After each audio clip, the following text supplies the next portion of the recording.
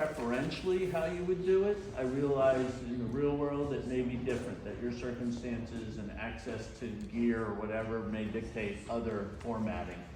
But basically, when you're looking at that sheet, on the back side are the mobility drills, okay? And these are something at our age we should be doing, if not daily, 4 to 5 days a week at least, okay? Mobility is the ability to go through full ranges of motion, dynamic ranges of motion. It's not stretching per se. Stretching is a subset of mobility. Mobility has motor control. So if I could use a lunge, this could be a mobility exercise, just a lunge like this. So you notice there's movement, there's balance, there's lots of things going on as opposed to just holding a stretch. But we'll go through those. So first would be the mobility, which could serve as a warm-up. Then power, and we have these in various tiers, and nobody should take this personally. You've got to be realistic about where you are, both in the power realm and the strength realm. Because don't bite off more than you can chew, because you'll get bitten back, okay? If you're not ready to do like the hardest exercises in the strength workouts, then go to the second tier or whatever. Don't take offense. We're not categorizing anybody. It is what it is. Be realistic, okay? And if you keep at it, number one rule for success in not just training but in life is consistency. So the more regularly you do this, you're going to see progress. I mean, it's that simple. But if you're sporadic, you do one workout now and you don't do any until January 1st, you're going to be hard pressed to make any progress. Okay, so consistency trumps anything else. It doesn't matter how good this program is. If you don't do it regularly, you're not going to get any better. So my lovely wife and model here will be doing the demo of, we'll start with the stuff on the back, the mobility stuff. And I will tell you personally, these are exercises I do. I did them this morning, okay? These are exercises I do every day. So it's kind of stolen from my own programming. Do you need a mat, honey? Yeah, that's good. You know where they are. Yep. Yeah.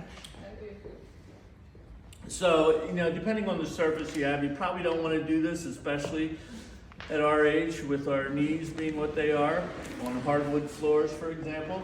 So, carpeting, a yoga mat, a stretch mat, whatever. Okay, just for your knees' sake. So the first ones are called quad rocks. So you're down on all fours on your mat, your rug, whatever the case may be. This is called a quadruped position. And from that position, she's gonna rock, i.e. move her butt back towards her heels, just like that. And then back over your hands. So you just shift, you can see how much her pelvis is moving, both flexion and extension. This is you can think of this as a horizontal plane squat. Okay, it's the same motion as a squat, just in a horizontal plane and no gravity impacting it. So that's a quad rock. Then we're going to go to half kneeling adductor. So same position now. Her one leg is going to be out to the side, straight out to the side. There you go. If you can keep your foot flat on the ground like that, that's great, because now we're working on ankle and foot mobility as well. So now same deal. Move your butt back towards your left heel. And hello adductors. Adductors are your groin muscles. So I've never had a client that didn't do this and go, oh man, I really feel that. So this is a great adductor mobility drill. So then obviously you do both sides, okay? So same thing. So for reps on this, 10 is a good start. It's not written in stone. If you can do more, So that's a great adductor. Now, open book. So here, this is upper body. So now you're gonna lie on your side. Knees at 90-90, meaning 90 at the hip. Bring these up. There you go. hold your knees down with that hand, bottom hand. And now take your other hand out towards me. And now rotate that way. Follow your hand with your head and your neck. Keep your knees anchored to the ground because you're fixing your pelvis and rotating your thoracic spine, your upper body, against a fixed pelvis. And guess what? That happens in paddling all the time, okay? It's called separation of upper and lower half. So just like some of you will be able to get all the way down, some will not. And it is what it is. So your goal, obviously, is to try and reach the floor while keeping your knees down, okay? So now we're gonna go. On both sides. Yeah. On these, what's called unilateral. So unilateral means we're doing it on one side.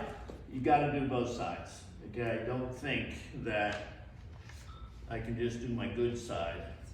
And there's no rule that says if you do have a side that's lagging, this exercise can become a test. It'll show, oh, I don't have that kind of range of motion going this way. There's no rule that says you can't do more work on the lagging side to try and bring it up to snuff. Now, will you ever be perfectly symmetrical? No, okay? That's just the way we're built. Our handedness, even the way our internal organs are oriented, doesn't happen, okay? But you want to narrow the gap, okay, as much as possible. Okay, the next one is the Sphinx pose. So these are neck rotations. So everybody goes, well, why my neck? But think about it. If this is what you have to do to see behind you, whether you're in your car or anywhere else, because these exercises have real life applications, okay? So you're just doing neck rotations, and the idea again is I got my upper body fixed and I'm just rotating my neck side to side. And then you're also going to do flexion and extension. So chin to chest, and then try to look up to the ceiling, okay? You might be surprised how stiff your neck is, okay? Because if we don't move it, guess what? We won't be able to move. So again, this is important in paddling too, because if you don't have that independent rotation through your neck, then everything's moving in lockstep instead of any kind of separation. You can't get separation. So you need that not only in driving your car, but in paddling. Okay, now we're going to do some exercises against the wall. These are more dynamic. We can use one of these posts here. So the first one are called ankle mobility. So yeah, you can just go over here. So just lean against the post and then. So you're going to stand a couple. Carolyn's a little far away, but the rope is in the way. But foot is flat, heel stays down. Heel has to stay down. We're working on what's called dorsiflexion, the ability of your foot to stay down on the ground and get my knee out over my toe. So when you see people walking like that, it's probably because they don't have good ankle dorsiflexion. They can't get over their foot, over their big toe. So she's driving that knee to the wall. You can only be 3 to 5 inches away from the wall. You can't be 2 feet. The ankle doesn't move that well. So 3 to 5 inches, and the key is this working heel has to stay down on the ground. Okay, the next one are wall slides. So why don't you use the garage door here. These are great shoulder mobility, opening you up. Everything we do, or a lot of things we do in life, are flexion dominated. We're hunched over our computers, our steering wheels, our dining room tables, etc. This does the opposite. So head, butt, and shoulders are against the wall, and she slides her arms up the wall and then pulls them down using those little muscles between her shoulder blades. So this is great. You can do them freestanding in the middle of the room. Not not quite as effective because you don't have the wall as a gauge. But this is a great computer break exercise because we're like this. This is creating the opposite, okay? Now, more dynamic yet, you can use the wall again. We're gonna do leg swings. So turn around and face the wall. So 2 planes of motion. One is across your body. So you're standing on that leg and swinging it in front of you. And again, it's great for our ankle and our foot because we're getting driving, we're using our leg as a driver and creating forces through the foot and the ankle. So most of these are multi-purpose. There's not just one thing. Now turn around and face one way or the other and go this way. Yeah. So again, don't think you're an NFL field goal kicker and you're gonna get your foot up to your head, okay? Start out gently and work into it.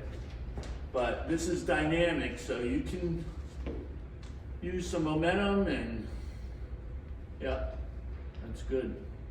So those are the mobility drills. So we started out on the ground, then we went to standing, then we got more dynamic yet. Okay, so that's a great warm-up, whether you're going for a run, going to Earth, going out on the river to do the OC, or in the dragon mode, whatever the case may be. Okay, so those are the mobility warm-ups.